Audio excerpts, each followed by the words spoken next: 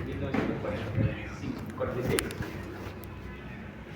Casi se toca el de Lurín y Chillón. No conocemos. Se comunica fácilmente con los del sur hasta Nazca y con los del norte hasta Santa. Va a perderse hasta las cabezas ricas en pastos y minas. Facilita por su posición central el movimiento de la administración pública.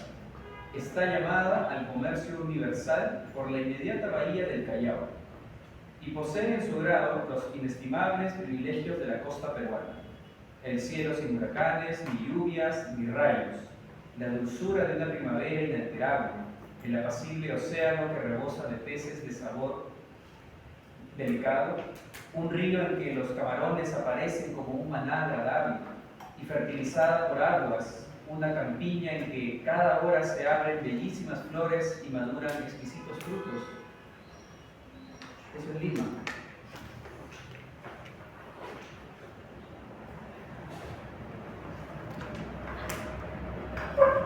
¿Qué dice Velázquez? Un comentario crítico. ¿Cómo ha cambiado ahora? Parece que estoy hablando de otro lugar. Bueno, eso era Lima para Francisco Pizarro. Imagínense, él no tenía ni siquiera responsabilidad de caerle bien a nadie. O sea, hasta cierto punto su descripción tiene tintes de esto del español militar, guerrero, caballero, que piensa que salva el mundo, que tiene dulcineas y todo. Tiene esos toques así medio bucólicos. Pero aún así en lo que dice se refiere a objetos concretos, ¿no? Habla del río, del mar, del Callao, de los peces. Dentro de todo su juego de prosa, sí se refiere a cosas objetivas. Creo que por ese lado al menos sí lo podríamos tomar en serio. Lima, entonces 1535, ¿qué cosa tenemos en este momento? Bueno, ya creo que quedó claro que aquí me interesa hablar de las ciudades con fundación española como si ese fuera el origen de todo. Hace un rato cuando hablamos de Jauja decíamos que tuvo esta función privilegiada de conectar, ser la única ciudad de cabecera, como se le conoce, que conectaba con el Capañán con Pachacamac. Todas tenían conexiones indirectas, en cambio Jauja tenía esta conexión directa con Pachacamac. Por lo tanto, el camino de Jauja a Lima se le hizo mucho más fácil, accesible a Pizarro y sus compañeros. El templo viejo de Pachacamac, que hoy en día es algo como lo que vemos acá, nos revela esa condición masiva, muraria, de la arquitectura original limeña, donde el muro, así como en el caso incaico, aparece también como el elemento que sirve para dividir, pero también para dialogar con el paisaje. Las islas Cavillaca, el fondo, ¿no? También nos hace pensar que hay como una analogía entre lo natural y lo que el peruano construye. Un diálogo permanente entre lo que ya está y lo que se hace. Muchas veces lo que hemos perdido siento que es la imaginación cuando hablamos de historia. Juan Gunter, otro de estos arquitectos que imaginaba mucho el pasado que ya no hay, pero no porque le salía de las vísceras, sino porque tenía argumentos para hacerlo.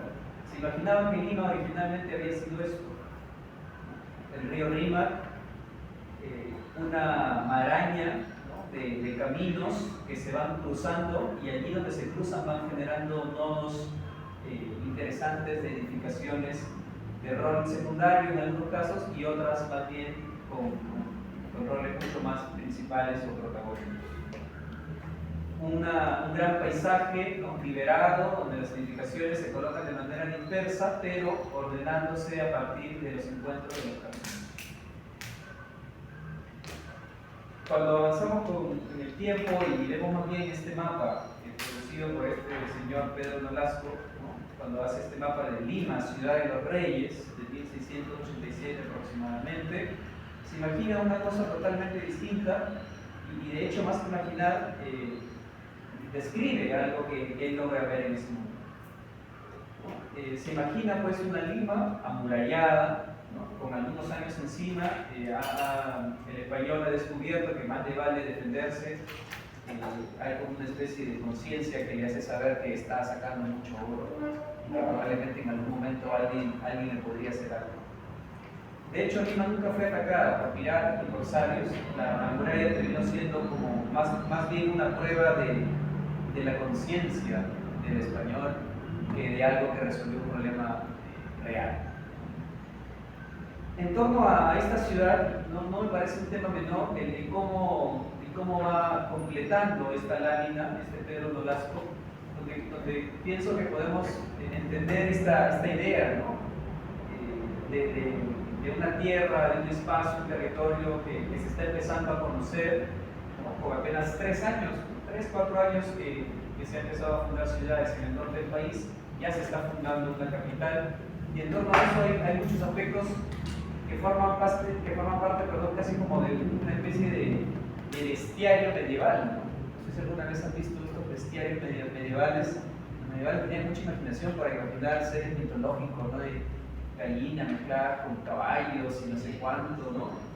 Y hay algo de eso acá, ¿no? O sea, el español trae consigo eso, ¿no? No solo nos trae la religión cristiana y eso, nos trae también un mundo fantástico, ¿no? Mítico, donde hay también donde esto constituye una manera de un poco hacerse una idea de aquello que es desconocido, ¿no? Ahí donde no era posible saber qué más hay fuera, el español se imagina que hay seres, ¿no? Que habitan este espacio y que pudieran coincidir justo con sus relatos caballerescos, medievales. Lo otro que también está aquí muy presente es la presencia precisamente, ¿no?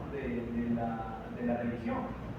Estos santos, vírgenes, la Virgen, los arcángeles, etc., nos dan una idea de cómo convive, ¿no? Esta parte mítica, si se quiere, pagana, ¿no? Con estos otros elementos que son más católicos, cristianos.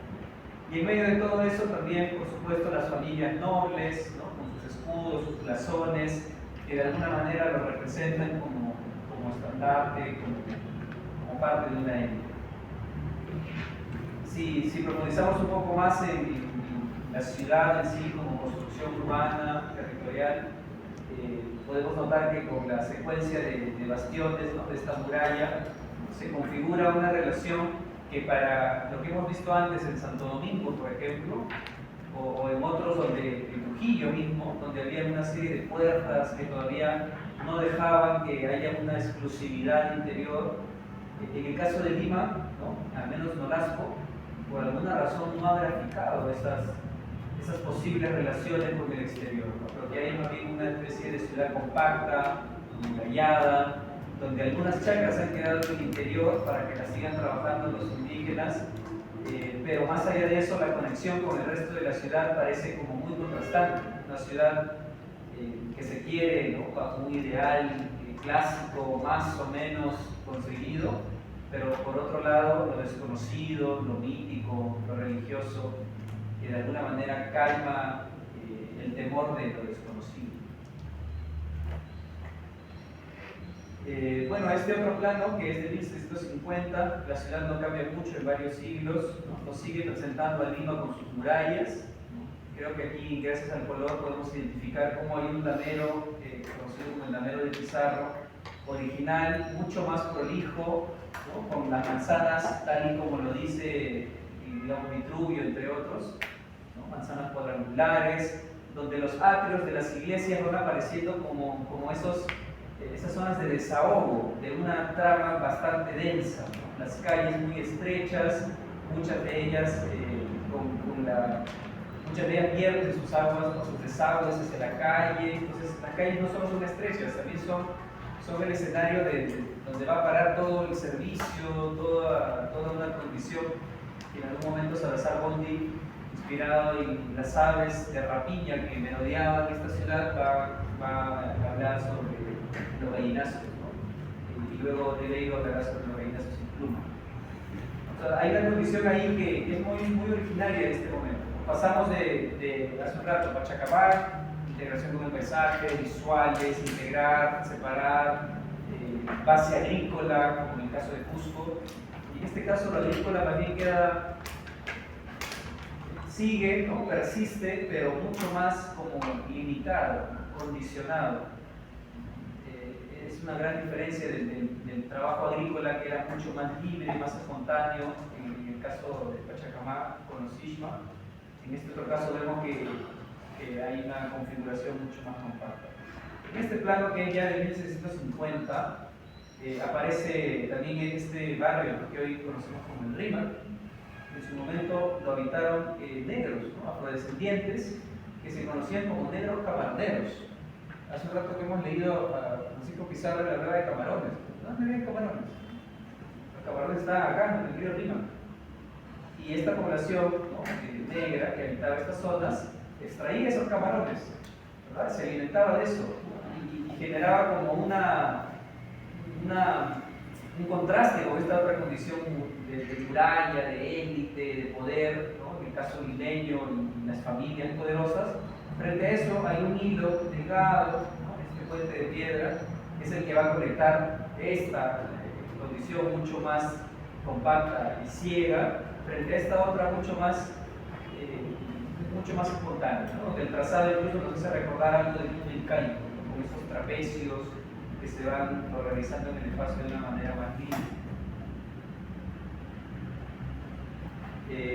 Yo también trabajo aquí en este curso, no me encargo solo de reciclar imágenes, esto lo he hecho para ustedes, ¿no? Una superposición de la Lima actual con las murallas. Solamente nos queda de la muralla, en el caso de Lima, en Trujillo dijimos, ¿no?, que queda todavía, ¿no?, queda un bastión que se va a ocupar, un gran muro importante. En el caso de Lima nos queda un bastión en esta zona, que es el bastión de Santa Lucía. Si se toman el tren, ¿no?, y se bajan en, creo que la estación permite el maestro, no sé si es esa o la que sigue, van a poder ver este bastión, ¿no?, el bastión de Santa Lucía, el único que queda de todos los que se construyeron en ese momento. ¿Qué otro rezago tenemos de la antigua muralla? Tenemos en esta zona, lo que ustedes ya conocen, el Parque La Muralla, que de alguna manera hay una arqueología del pasado, ¿no?, sacando aquí unos restos que cuando ha llegado la oportunidad de entender eso en el lado trasero del Palacio de Gobierno, Dina Boluarte no quiso que se haga. Entonces separaron las obras y ahí ha quedado un pasado que espera en algún momento seguir siendo descubierto. Otra cosa que quería resaltar con esta superposición, ¿no?, esta de aquí es la de aquí avenida es esta. Acá hay un óvalo.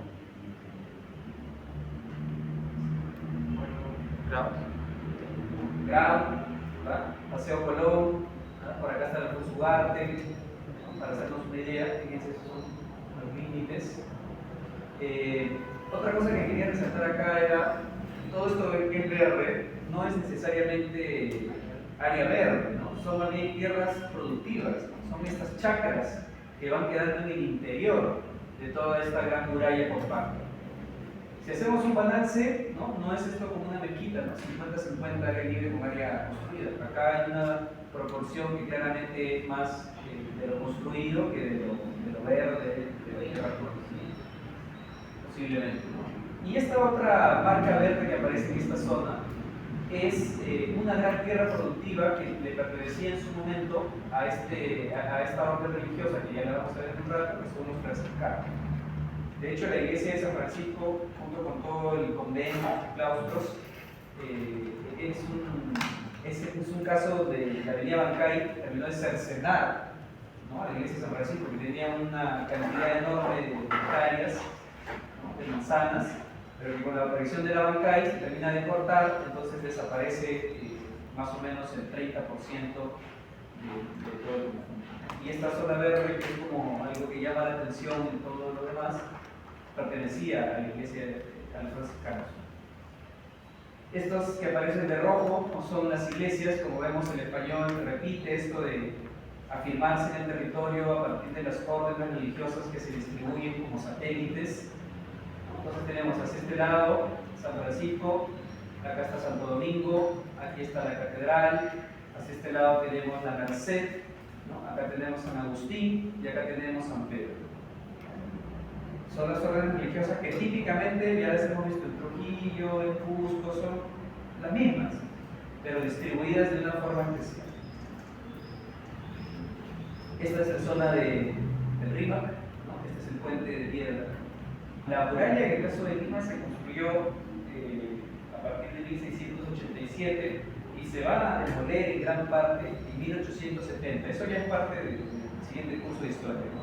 Pero les adelanto un poco para que puedan tener una noción de que esto duró más o menos unos 2 siglos. 2 siglos naturales. Lo que está de amarillo son estos espacios también liberados, pero con piso duro, ¿no? O sea, son atrios, plazuelas, plazas. De hecho, acá está la Plaza de Armas, la Plaza de Italia, por ejemplo. Esta pintura de Brambilla, italiano, que como muchos otros aventureros, cronistas, ¿no? Se da su paso por Lima y realiza este trabajo que es más o menos de estos años, ¿no? ¿Qué pasó en 1789? Porque más o menos por esos años él está pintando esto. ¿Qué pasó? En el mundo. La Revolución Francesa. 1789, Revolución Francesa, ¿no? El mundo europeo se está partiendo, ¿no? En dos. Los burgueses están empezando ahí a hacer lo suyo. Y acá en el caso de Lima hay un italiano que se está paseando y está dibujando sus iglesias, ¿no? Hay otra condición. Pongo esta imagen porque creo que simplifica mucho el discurso, que a veces es más como de prejuicio que de realidad, ¿no? Porque típicamente creemos que el español genera élites, divide, etc. Pero si pedimos como arquitectos sustentar eso, o sea, nos quedamos con el prejuicio más que todo. En cambio, esta pintura nos puede ayudar a explicar un poco mejor esas ideas. Por un lado, el puente de piedra, que es el que conectaba Lima con el Rímac, construido con piedra precisamente, tiene un ligero levantamiento, no es horizontal. Si ustedes hacen el recorrido van a notar que va como subiendo y luego llega a un punto y luego vuelven a bajar. Por eso es que a Lemos se le conoce como los bajocontinuos, porque están debajo del nivel del puente de piedra. Sin embargo, ¿no? En medio de todo este gran paisaje donde las cúpulas y las torres campanarias van generando los acentos verticales y permiten a la gente guiarse en el espacio, ¿no? Porque como la ciudad se ha hecho más compacta, ya no es, digamos, ya esta no es la experiencia prehispánica donde la huaca, como está tan liberada de sus alrededores, la huaca es claramente identificable y no necesita ser muy alta. En cambio, el español se encargó de reunir tantas cosas, tantas edificaciones, casas, iglesias, la catedral, que la única forma que tienen de poder hacer notar los edificios en el paisaje es con estas super torres campanarias y las super cúpulas. Aquí vemos esta condición que hasta el día de hoy nos salta a la vista, ¿no? A pesar que a veces no queremos como mirarlo muy de cerca. Estamos hablando de la capital, perdón. A partir de 1542, capital del virreinato del Perú. Y vemos esta condición que se nos puede hacer muy familiar. El puente de piedra, sí lo usa digamos, el virrey y sus huestes, su gente, ¿no? Para comunicarse. De hecho, la Berrecholi, ¿no? Este personaje famoso del mundo colonial, tenía una de sus casas en el río. Entonces, uno entiende que hay una lógica de este puente particular, ¿no? Sin embargo, vamos a hacer otro puente autoconstruido por esta otra casita, ¿no? Una especie de covacha. Acá vemos a uno de estos negros, estamos hablando de los camarones. Hay una condición muy espontánea, ¿no? muy de habitar el espacio sin la rigidez que aparentemente impone Lima. O sea, ¿por qué me parece importante comentar esta pintura? Porque de alguna manera nos aleja de esa visión unidireccional de pensar que en el mundo colonial todas las libertades fueron restringidas. O sea, no es así. Cuando llega este señor Brambilla, por alguna razón no le interesa tanto la rigidez colonial, la iglesia, le interesa más este paisaje. O sea, la gente siempre ha buscado sus maneras de seguir siendo libre. No estamos diciendo que fue una maravilla, etc., pero gracias a esta pintura estamos reconociendo que esas libertades siempre han estado ahí.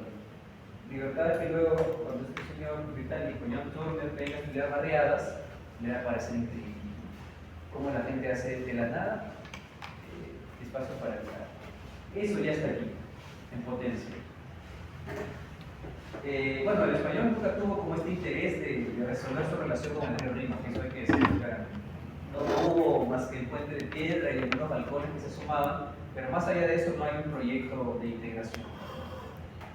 Probablemente porque no tenía antecedentes de cómo resolverlo. Bueno, acá está el puente de piedra, ¿no? Si ustedes estudian el puente de piedra, no estoy diciendo mirar, estudian el puente de piedra, es más o menos 1700. Por el año 1600, los primeros gremios de Alarifes que llegan a Lima, los primeros gremios de constructores que llegan desde España a Lima llegan casi cuando se funda Lima, en 1535, 37. Y ellos son los encargados de empezar a dar forma a lo que para el virrey y los demás eran solo ideas, ¿no? Ellos tenían la idea de que había que imponerse, colonizar, expandir, reducir a los indígenas en estas capillas, pero ellos no hacen eso, no lo materializan, ellos solo tienen la expectativa. ¿Quiénes son los que levantan todo esto? Los alarifes, los constructores. Y de España, digamos, hemos visto casos interesantes del Plateresco, del Palacio de las Conchas, etc. Pero ¿cómo era su organización en cuanto a cómo enfrentaban la construcción los españoles? A diferencia de Italia, donde ya aparecían figuras como Brunelleschi, que empezaban a decir que el arquitecto es una cosa y el constructor es otra, ¿no? Hemos hablado de eso ya antes. En el caso español no sucede eso. España, por haber estado 8 siglos sometida bajo el poder musulmán, no había podido desarrollar esa libertad del arquitecto. Es decir, el arquitecto es un elemento más dentro de un grupo de constructores. La lógica que heredamos de España es la lógica medieval, de los gremios. Carpinteros, yeseros, y el arquitecto es como alguien que organiza a los demás, pero no tiene ningún poder para imponerse a los demás. Es un constructor más. Es un organizador, pero no es el que toma las decisiones finales. Esa diferencia que parece sutil, solamente histórica, va a tener una gran repercusión en lo que se va a hacer. Cuando el arquitecto se libera un poco y se reconoce como un ser autónomo, distinto a los constructores de a pie, se hacen cosas como la Catedral de Florencia. Cuando el arquitecto se asume como parte de un grupo de constructores, ¿no?, con los que están más o menos al mismo nivel, se hacen cosas como las que vamos a ver ahora. El puente de piedra, retomando esta conexión entre Lima y el Rima, es muy particular porque nos puede parecer en principio solo una línea horizontal que junta dos pedazos de ciudad. En realidad tiene sus aportes, sobre todo estructurales y constructivos. Primero porque resuelve el que Lima esté a una cota y el Rima a otra, y se resuelve con esta especie de panza, ¿no?, invertida que se le genera al puente para poder permitir el paso. Estructuralmente, como ven, acá aparecen estos arcos de medio punto, ¿no?, que van arrastrando a estos bastiones que hacia el lado de por donde vienen las aguas del río, que sabemos que vienen, ¿no?, el Rima viene de Junín más o menos, ¿no?, hacia el mar, ¿no?, las aguas corren en este sentido. ¿Qué significa? Que este mismo bastión que da la vuelta, ¿no?, que atraviesa el puente hasta el otro lado, de esta parte, el acabado del bastión es en punta, ¿no?, es de forma triangular. Y de este otro lado, que es justamente la foto que estamos viendo, el bastión tiene más bien un acabado semicircular. O sea, eso no es detalle, ¿no? Eso no es, ay, qué barroco, por eso es. No, eso es estructural. Las aguas del río Rima, sabemos que hay épocas en las que crece realmente el caudal. Si yo coloco a ese acabado semicircular, no voy a resistir también los embates de la furia del Rima, del río Hablador, que como si lo hago triangular. O sea, ese acabado en punta, que ahora no vemos porque la foto está de este lado, pero va a permitir que las aguas, ¿no?, se diluyan y que no compliquen la estructura de piedra.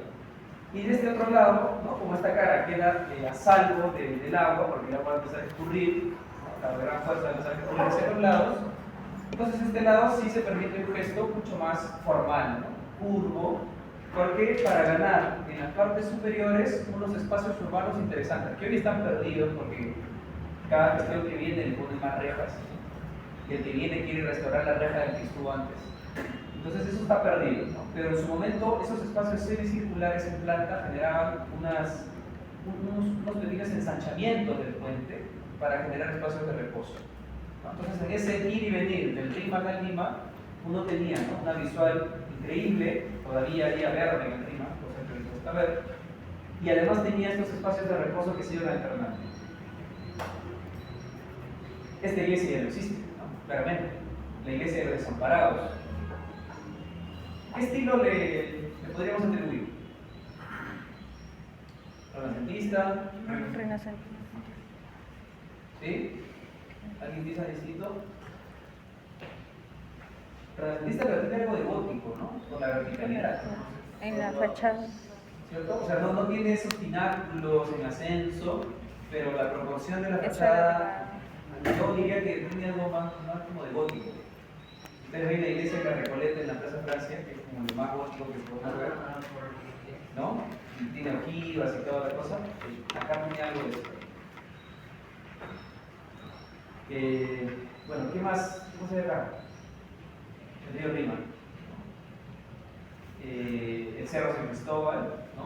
En su momento el Cerro San Cristóbal funcionó también como un refugio para las poblaciones que habitaban este espacio. De hecho, en algún momento, porque no, esta ha sido una conquista plana, donde hay un momento donde llega el español, se veía de todo y ya nadie veía sus problemas.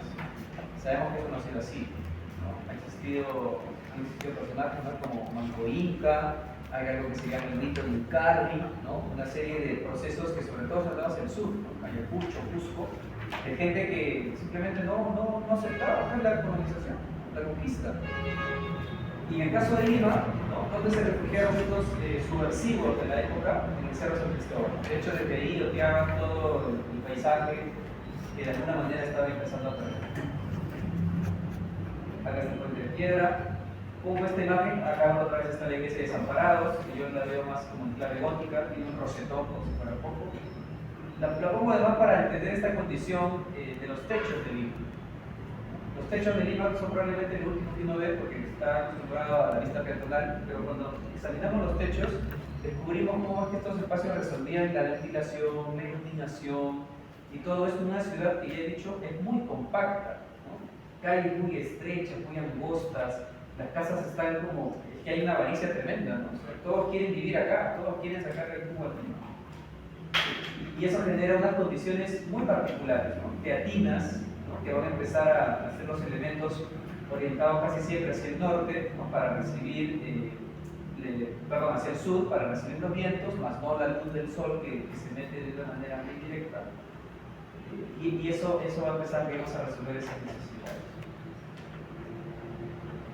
Pongo también esta foto porque si tratamos de no ver esto solo como algo negativo, sino como sacándole algún tipo de provecho, el descuido permanente, insistente, perseverante, histórico casi en el centro histórico, si bien es cierto, nos da imágenes como esta donde todos pensamos que está mal, ¿no?, hay algo que está mal, sin embargo nos permite entender la lógica constructiva.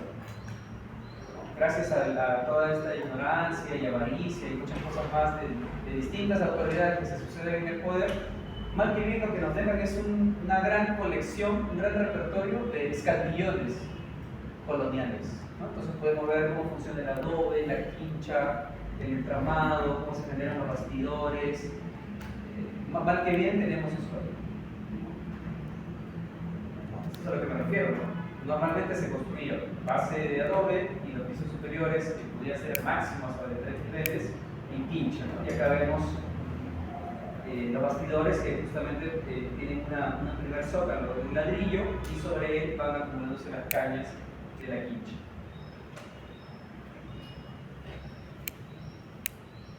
La catedral. Las catedrales son como la consumación del poder, ¿no?, colonial en los diferentes escenarios. Cuando estudiamos la Catedral de Lima, ¿no?, podemos, digamos que es lo que se espera también un poco, ¿no?, cuando decimos estudiar algo, o sea, comprender su lógica, su geometría, cómo se concibe eso, no dibujar así, ¿no?, lo que me sale, hay una proporción, hay unos temas acá. La Catedral de Lima, que hoy si la visitamos, la veríamos más o menos como lo que estamos viendo acá, ha sufrido una serie de transformaciones.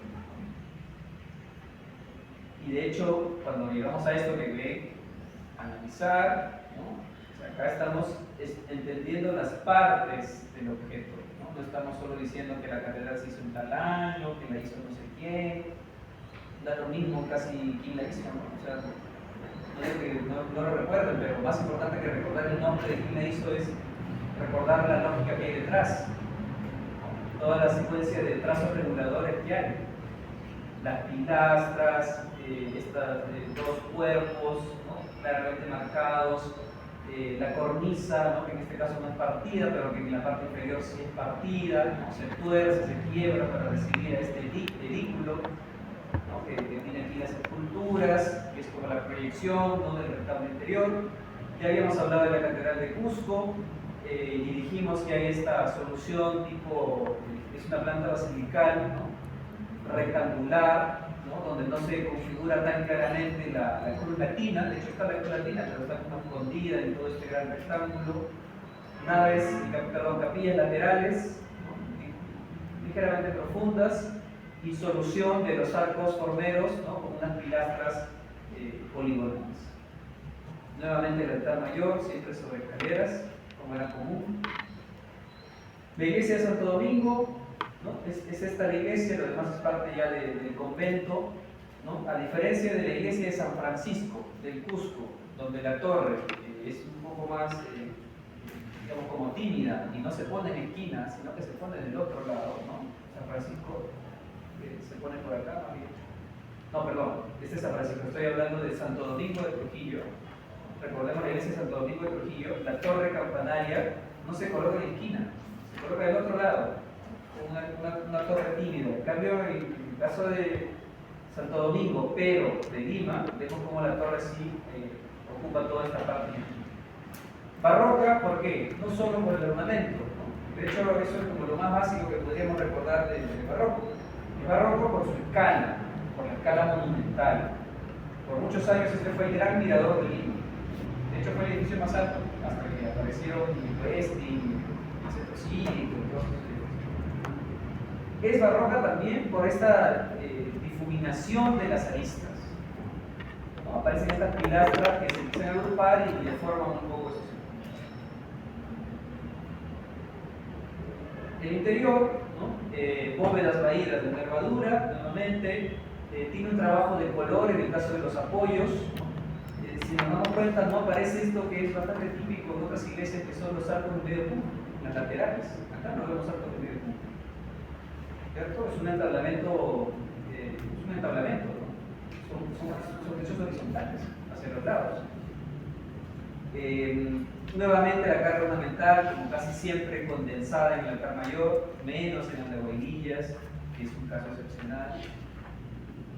El claustro principal de esta iglesia, de este conjunto religioso, nos da imágenes como esta, en la que podemos percibir este gusto un tanto árabe, ¿no? Por la ornamentación geométrica, por el uso de estos azulejos, ¿no? Traídos de Venecia en algunos casos, pero que hacen también un poco de memoria con el pasado árabe. De hecho, el ensanchamiento de los capiteles, ¿no? De estas pilastras que reciben a los arcos de medio punto, nos da esta imagen como del arco de herradura, ¿no? Típicamente morisco, usado en España, por ejemplo, en la Mezquita de Córdoba. Algo que también va a particularizar a este conjunto es el uso de pinturas, ¿no? Hacia los lados, es decir, los muros, ¿no? que quedan retrasados con respecto a las arquerías, no se trabajan lisos. De alguna manera ahí también está insertado el barroco, ¿no? Ahí sí hay algo de horror al vacío. ¿Por qué el muro no queda liso como normalmente quedaría en el Renacimiento? No queda liso, ¿no? Porque hay esta intención de completar el espacio, de trabajarlo como una totalidad, y para eso llevan en auxilio la pintura. San Francisco. Estudiamos la iglesia de San Francisco de Cusco, esta es totalmente distinta. Trabaja almohadillado, que nuevamente, como la idea es recordar al Perú como parte del mundo y no como una cosa que se aísla de todo, acá hay un sentido, hay un tratamiento ornamental similar al que veíamos en los palacios florentinos. La base tiene un formato, ¿no? El almohadillado tiene un formato que conforme asciende va perdiendo dimensión. O sea, esa es una condición que no es exclusiva de Europa, ¿no? Es algo que en todo caso se importa. ¿No? ¿Por qué? Porque ese formato mayor da mayor masividad. Este bloque se percibe mucho más denso, más masivo. ¿No? Mientras que el formato más reducido aligera un poco a dos objetos que en realidad tienen la misma solución material, ¿no? Constructiva. La portada definitivamente es el gran acento ornamental en esta fachada, ¿no? Como vemos tiene esta especie tiene como una contención curva, ¿no? Su perímetro no es como lo hemos visto antes que suelen acabar con trazos ortogonales o semicirculares. Hay una idea como de difuminar los bordes con estas curvas, y nuevamente acá el gran elemento que San Cristóbal dice que es marca Perú, la cornisa partida. Esto que estamos viendo es el conjunto religioso actual, ¿no? Ya les mencionaba que en realidad esto, ¿no? Esta zona de acá es la que se demolió luego para que aparezca la avenida Bancal, ¿no? Esto era mucho más grande. Aproximadamente acá estamos con posiblemente el 60% de todo el mundo.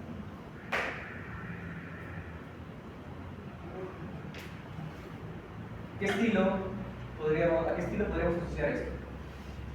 A nada. Es inigualable. Esa respuesta no vale. Hay que buscarle las venas históricas a todo. Es un curso histórico. No es de diseño, donde uno puede decir, no, esto es innovación. No, acá no hay innovación, acá todo tiene un gen, tiene una genética. Esto es morisco, ¿no? ¿Cómo lo sabemos? Por primero el trabajo de ornamento geométrico. Cuando hablábamos del iguán, ¿no? Y hablábamos de tres tipos de ornamentación. Estaba el mozárabe, que era como una especie de panal de abeja, ¿no? Mosquitas, pero había otra ornamentación más geométrica, que es justamente esta, ¿no? Parecida a esta. Y había otra que era más como de texto, ¿no? Donde el Corán, los diferentes pasajes del Corán, se iban transcribiendo, así como algunos han hecho en el parcial, ¿no? En el iguán. Entonces, esto tiene esa vena morisca, ¿no? Árabe. El baño de luz, etc. ¿no? Lo mismo con esta cúpula, ¿no? Cuya solución de tracería nos hace recordar justamente estos acabados con árabes de los iguanes que hemos visto. De hecho, esta cúpula es una de las más famosas piezas en el conjunto de San Francisco por no trajo nervios. No tiene nervios, no tiene vértebras, no tiene huesos. ¿No? Toda la cúpula en sí misma es estructural. Y ahí donde parece que solo es adorno, en realidad no es adorno, porque todo ese entramado es lo que le da la estructura necesaria a la cúpula para que esto no se caiga. Es madera. Todo es madera. ¿No? Bueno, esta ya va a ser restaurada, ¿no? Pero ha habido un trabajo muy prolijo ahí de restauración. Yo diría que podemos estar seguros que esto es 95% del original. Probablemente en algunos brillos, acabados que se hayan dado, no haya mucha fidelidad con el original, pero en realidad hay mucha cosa que sí es del original. Las pechinas, ¿no? También trabajaban con la misma solución tipo mozárabe. Arcos medio punto, que hemos visto ya en otro lado. La iglesia de la Merced, ¿no? Girón de la Unión. Este tratamiento también masivo de las laterales, pero que nuevamente esto de alguna manera se aligera por el uso del color. Si estamos atentos hasta aquí, estamos viendo ciertos artificios que podemos heredar de la colonia para poder trabajar nuestros proyectos de arquitectura, ¿no? O sea, ¿cómo aligero algo que necesariamente debe ser ciego? Lo puedo aligerar con el color. Los trujillanos nos han dado clases maestras de eso, ¿no? Sobre todo la iglesia de los jesuitas, en la esquina de la plaza de armas. Lo puedo aligerar cambiando el formato del material. Trabajo con un almohadillado de un mayor tamaño abajo y arriba los lobos de menor tamaño. Lo hemos visto en San Francisco, ¿no? ¿Cómo hago que esto se vea más macizo de lo que es? Le pongo unos vanos pequeñitos, ¿no? Para dramatizar más que esto es una mole. Si queremos el curso de historia puede ser algo que de verdad puede ayudar mucho para proyectar, no solo un curso de... Bueno, acá tenemos la planta. Vemos que las naves no están repartidas con las mismas dimensiones, ¿no? La nave central es mucho más, tiene una mayor luz. En el interior, nuevamente esta secuencia espacial que ya le hemos comentado, ¿no? Un sotacoro, que da una intimidad y luego el espacio se va liberando, el altar mayor sobre una plataforma. Y aquí digamos que lo que llama la atención es sobre todo la gran portada. Varias cosas. Primero, yo diría las columnas salomónicas, esta especie de helicoide que va dándole forma a toda la columna, ¿no? Pilastra. Este acabado se conoce como concha o arco venero, que también lo tiene San Francisco, no sé si lo mencionamos. En este caso es doble incluso, doble arco venero. Y luego unos detalles que quienes estudian esto y están buscando como hacer puentes con otras cosas, han querido ver que en esta solución, ¿no?, escalonada, ¿no?, que no se ve en otra iglesia, en esta solución escalonada del entablamento, es como que el entablamento respeta a este arco venero y para no sobreponerse a él, entonces lo bordea, ¿no?, y lo bordea escalonándose. ¿Quiénes hacían construcciones escalonadas así? ¿Quiénes hacían construcciones escalonadas? Piedra.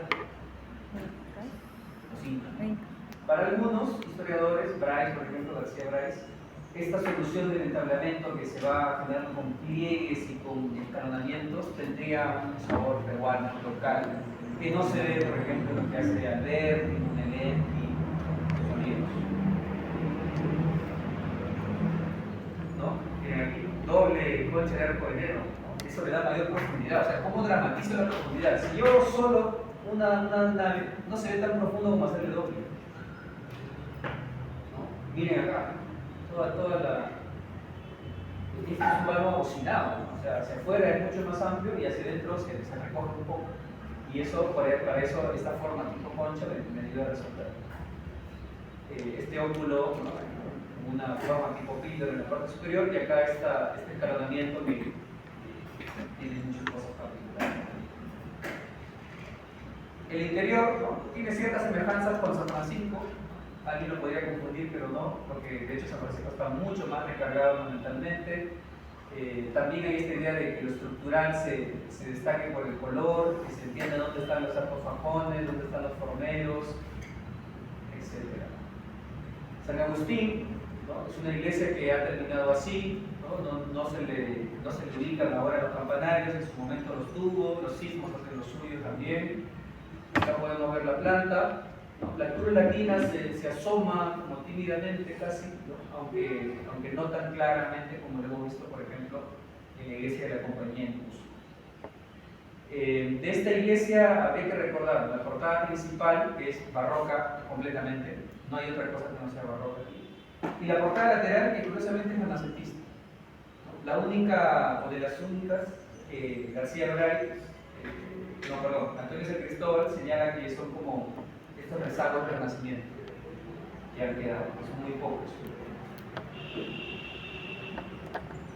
En algún momento tuvo, ¿no?, torres campanarias, por ejemplo aquí vemos esta de la esquina, base nuevamente masiva, ligeramente, ¿no?, se empieza como a suavizar por el formato del almohadillado, que nuevamente cambia de dimensiones en la parte superior. Un solo vano, o bueno, cuatro en realidad en todo el perímetro, pero uno solo por cara, en el caso de las torres. La profundidad, la masividad de las bases están dramatizadas por estos vanos. En el interior, ¿no?, tratando de conseguir algo que sea mucho más fiel a lo de la época, aparece esta bóveda vaída de la herradura, nuevamente todo concentrado en el altar mayor, y una escala bastante particular, ¿no? Si veíamos hace rato la Merced, la escala de la Merced es distinta a la que estamos viendo ahora. Esta es la portada lateral que decía, ¿no?, la que San Cristóbal ha querido decir que es de las pocas cosas que nos quedan del Renacimiento en Lima.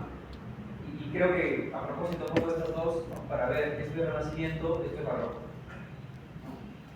Pero no nos quedemos solo con el tema de que uno es ornamental y el otro no, porque eso lo pudiéramos ver en la, no sé, pues en la academia, en el Corbusier, ¿no? A estas alturas ya no deberíamos solamente referirnos a lo barroco como que es lo ornamental, ¿no?, el horror báculo. Es barroco también porque se trabaja con otra escala, ¿no?, una escala monumental, juegos de luces y sombra. El barroco quiere desaparecer los límites del espacio, entonces genera todos estos pliegues. Eso es lo que le hace barroco, no que esté ornamentado. Yo podría hacer una fachada barroca sin tanto ornamento, porque me ajustaría más por el tema de la escala. Esto es más bien renacentista. Algunas casas, las vamos a pasar rápido, yo sé que ya quieren ir a almorzar, yo también. La Casa Aliaga está al costado del Palacio de Gobierno. Es una casa que casi nadie visita, ¿no? Tiene alojamientos comerciales en la parte baja, como lo tuvieron típicamente estas casas patio. Un acceso, ¿no? Casi siempre por el eje de simetría, ¿no? Ahora está clausurado, este levantamiento ya más reciente, pero normalmente tenían un acceso por el eje de simetría. Hacia los lados se generan tiendas, ¿no? Son tiendas, usos comerciales que dan hacia la calle, y luego al atravesar este espacio se llega a una serie de patios. La Casa Aliaga, como es un modelo temprano, no tiene todavía muy bien resueltos estos elementos que son más típicos de la casa patio. Como vemos, los espacios todavía están como acumulándose, como peleados entre sí. Los patios todavía no se distinguen tanto del conjunto. Aparece todavía este uso de servicios, ¿no? En el lado posterior, ¿no? En el lugar donde está, a veces hay algunas chacras pequeñitas o huertos más que chacras. Suele estar el pilón de agua, suelen ahí guardarse o cuidarse a ciertos animales. Todo el mundo de servicios suele estar hacia el fondo, a diferencia de lo que veíamos en la India, en el caso de Assam. La fachada, este es un balcón republicano en realidad, que trabaja con vidrio, ¿no? Son adosamientos ya posteriores. En el interior, ¿no? Tenemos esta idea de la simetría muy marcada en estas casas patio, especialmente las de la primera etapa. La presencia de este patio nuevamente que nos recuerda a estas cosas como árabes, ¿no? De paisajes vegetales que conviven con la arquitectura, un primer cuerpo masivo, ciego, ¿no? Con vanos muy en ciertos puntos, y más bien un segundo cuerpo mucho más aireado, permeable, con esta secuencia de azulejos y pinturas que forman parte también del repertorio civil. Esta es la Casa Pilatos. Aquí este es un ejemplo donde ya la Casa Patio está empezando a adquirir una forma mucho más notoria. Se accede por aquí, por el eje de simetría, ¿no? Estas son las tiendas que dan hacia la calle. Se accede por una especie de zaguán como recibimiento, ¿no? Que es como lo que sería el sotacoro de la iglesia, y es el zaguán en la casa. Luego de pasar por esto se accede a un primer patio que condensa todos los usos sociales, ¿no? La sala, el comedor, donde recibir al virrey, etc. La Casa Pilatos es particular porque cuenta con esta escalera imperial, ¿no? O sea, de doble acceso, que la vamos a ver con unas fotos, detrás de la cual se genera un segundo patio que es más bien un patio de servicios, el patio donde están los usos más de servicio, ¿no? Aquí, digamos, habita también las personas que están como a cargo de la servidumbre o la gente que resuelve todo en realidad, ¿no? Porque sabemos que quien habita acá no es como quien resuelve los problemas realmente. El segundo nivel, ¿no? Más o menos replica lo que ya veíamos en el primero, ¿no? Los vacíos permanecen. La fachada, veo que si bien es cierto tiene algunos ajustes ornamentales, ¿no? Los blasones, los escudos de la familia, nuevamente la cornisa partida, y esto nos revela cómo hay una transfusión que viene desde la iglesia, ¿no? Con las portadas típicas de las iglesias, que de alguna manera empiezan también a cobrar relevancia en las casas. Probablemente porque quien habita estas casas, en sus ansias de mostrar su arquitectura como algo de poder, y reconociendo que en este momento quien tiene más poder es la iglesia, entonces se hace como muy lógico que se incorporen gestos constructivos, volumétricos que vienen desde más bien el mundo religioso. El interior, ¿no? Acá tenemos la escalera que luego se reparte en dos lados, por eso les decía que es imperial, ¿no? Se accede por estos dos arcos de medio punto. El patio, ¿no? Casi siempre resuelto con piedra de canto rodado, ¿no? El río Rima que está acá nomás. ¿no? ¿Por qué canto rodado? Porque es muy noble, ¿no? O sea, se deja, este zaguán no solamente era usado para que las personas lleguen y, digamos, a pie, sino también para que cuando había visitas importantes ingresen personas incluso con carruajes, con caballos. Entonces este patio está muy propenso a su desgaste. Por eso que no se trabaja con una piedra refinada, laja, se trabaja con piedra de canto rodado muy resistente al luz intenso. Una foto más antigua, que nos revela que esta portada está, digamos, colocada sobre el eje de simetría de estos dos grandes balcones, que insisto, son republicanos estos de la foto y lo podemos notar por el uso del vidrio, cosa que en este momento no se está usando todavía en gran medida. El Palacio de Torre Tagle, ¿no? Ahora lo conocemos como Palacio Torre Tagle, hay una embajada, creo, algo ahí, pero en su momento fue pues, la casa de una persona de mucho poder, de este personaje, Torre Tagle. Esta casa, por cierto, las casas están ordenadas en el tiempo, nos demuestra cómo ya la casa patio está empezando a tener cada vez más definición. Aquí los dos patios se leen mucho más claramente, se lee esta intención de primero atravesar un primer salón, ¿no? El zaguán ha quedado como anulado, el primer patio es más social, el segundo es más de servicio, todo esto trabajado, perdón, este es el primer nivel, ¿no? Trabajado con adobe y el segundo nivel trabajado con quincha, pero con las mismas bases del adobe. Acá vemos el zaguán, ¿no? El zaguán, el patio. ¿Cuál es este elemento que aparece como el límite que delimita el primer patio? El salón principal, ¿no? La sala, el lugar de recepción, es el volumen que se interpone entre la conexión de los dos patios, generando un único acceso lateral medio escondido, que es lo que permite la conexión de los dos patios. La portada, ¿no? Es una portada mucho más lograda, mucho más representativa del mundo colonial. Estos balcones sí son coloniales, ¿no? Lo sabemos por el trabajo en clave morisca, ¿no? Esto del uso de la madera, mucho ornamento, mucha geometría, estas celosías que son estas ventanas como tipo guillotina casi, ¿no? Que sirven para el registro permanente de la calle. Y la portada, que se caracteriza por tener en la parte superior esta especie como de volutas, ¿no? Sobredimensionadas, ¿no? Y de un color mucho más claro que la base, que es mucho más constructiva y trabajada con piedra. Esta comparación me interesa mucho, ¿no? O sea, primero ver desde el zaguán hacia la calle y la otra desde el ingreso hasta el zaguán y el patio interior.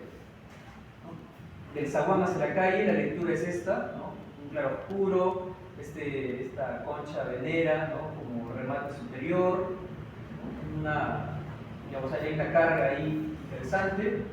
Y más bien desde el otro lado lo que se percibe es esta secuencia de espacios, ¿no? Espacios dedicados al contacto con la calle, primero el zaguán y luego al cruzar el zaguán el primer patio con este volumen que ya sabemos es el salón principal como remate.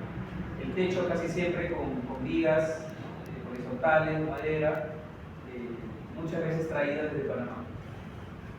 Esto también nos revela que el contacto con la selva sigue siendo muy precario, ¿no? O sea, ¿por qué tenemos que traer la madera desde Panamá? Bueno, son cosas que pasan acá. Otra cuestión que caracteriza a esta casa, este Palacio de Torre Tagle, es el uso de azulejos. Acá lo pongo como en un mayor formato para que vean el tratamiento del azulejo, ¿no? Hay una geometría de fondo. Y en el primer patio, ¿no? Notamos como el primer cuerpo queda como voladizo, ¿no? Queda como liberado de columnas, algo notable para la época. Y el segundo cuerpo, curiosamente, tiene esta secuencia de columnas que claramente no son estructurales, ¿no? Porque no tienen continuidad en la vertical, pero que sirven para apoyar esta secuencia de arcos listilíneos, ¿no? No son de medio punto, no son ojivales, que le dan un carácter bastante particular. La Casa Ribagüero, hoy en día es el Instituto Ribagüero de la Católica, ¿no? También es una solución de casa-patio, nuevamente dos patios, ¿no? Social, de servicio, pero que empieza a demostrar que el programa residencial cada vez se hace más complejo, ¿no? Por eso que empiezan a surgir esta serie de volúmenes y de ambientes que van encontrando su lugar dentro de una geometría que originalmente debió ser mucho más clara. Estamos ya en 1760, la portada, podemos ver, está mucho más equilibrado los dos cuerpos, no tiene esa sobredimensión que tiene la voluta del Palacio de Torre Tagle, balcones republicanos, el vidrio lo delata. El interior, este es el primer patio, el patio social, ¿no? Donde aquí vemos que hay estos voladizos nuevamente como galerías, ¿no?, cubiertas. En una foto mucho más antigua descubrimos que originalmente este volado no era tan volado porque sí tenía, ¿no?, unas columnas que soportaban el techo. ¿No? Esta es una foto del 60, 70, ¿no?, pero actualmente no lo tiene. Noten siempre el piso, ¿no?, piso muy rústico, dispuesto a recibir un alto tránsito. La Casa Oquendo, ¿no?, al costado de Santo Domingo, de hecho este es la iglesia de Santo Domingo, este es el patio que hace un rato veíamos. La Casa Oquendo destaca no solo por haber sido hecha para personas de gran poder en Lima, sino por ser de las pocas casas que llegó a contar con un mirador sobre el eje de simetría del ingreso principal. Además, por ser una casa que se desarrolla más longitudinalmente, su fachada, de manera transversal. Normalmente las casas patios se desarrollan bien de manera transversal y los patios más bien van generando esa profundidad. En este caso, como vemos es prácticamente un cuadrado, la fachada es mucho más larga. Entonces hay otras cosas que resolver en ese caso. Como por ejemplo la continuidad de las ventanas, los balcones, que van a empezar a sugerir ciertos desafíos para los constructores, ¿no? Cómo trabajar una fachada tan larga, ¿no? Cómo no hacerla tan pesada, con los arcos, con los balcones y con el refuerzo de la vertical con el mirador en la parte superior. La escala del primer cuerpo, en este caso de este patio, es mucho mayor a la del segundo, ¿no? Hay un registro espacial distinto aquí. Nuevamente no hay estos soportes verticales, que probablemente los pudo tener. Hay mucha alteración que se ha dado con el paso del tiempo, aunque por la distancia que hay que cubrir, probablemente esto sí haya estado anulado. Difícil conseguir una madera de toda esta longitud y que haya resistido tanto tiempo. Ya casi terminando, la Casa de la Columna, ¿no? Nuevamente es una casa patio, pero que está empezando a contener todo este desarrollo longitudinal, está empezando a ser un antecedente de lo que luego va a ser en el mundo republicano las quintas y los callejones, ¿no? Eso que también hoy hay mucho en el centro de Lima y en otras partes, en Rima, por ejemplo. Se le conoce como Casa de la Columna porque tiene un tratamiento muy interesante de todo este espacio. A diferencia de las otras casas donde uno ingresa por un zaguán y del zaguán recién pasa un patio, etc., acá hay un tratamiento de la dirección muy marcado, ¿no?, con estos arcos que también van acompañando el recorrido. La fachada está muy deteriorada, sinceramente, pero aún podemos ver cómo en la base de estas, en muchos casos se trabaja con ladrillo y luego hay un recubrimiento con el que finalmente se terminan los detalles más ornamentales.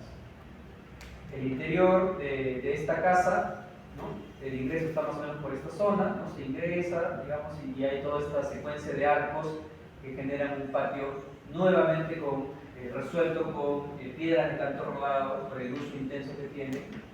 Y al día de hoy esto se ha vuelto pues en una zona bastante comprometida, ¿no?, con problemas de hacinamiento y demás, pero que aún en esa condición probablemente estar hacinado sea distinto, ¿no?